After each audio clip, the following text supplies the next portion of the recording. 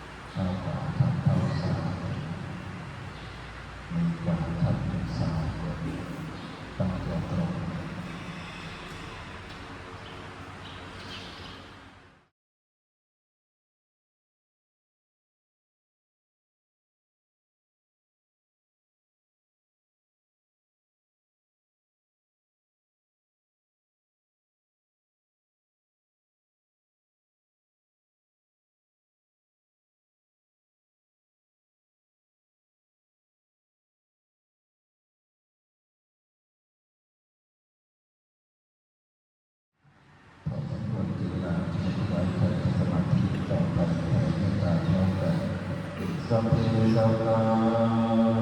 สัตว์ทั้งหลายทั้งปวง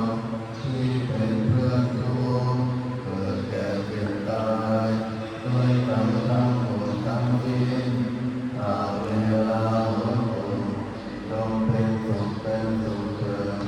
อย่าได้มีเวรแก่กันและกันเลยอาภัยาปัจจาโหตุจงเป็นสุขเถิด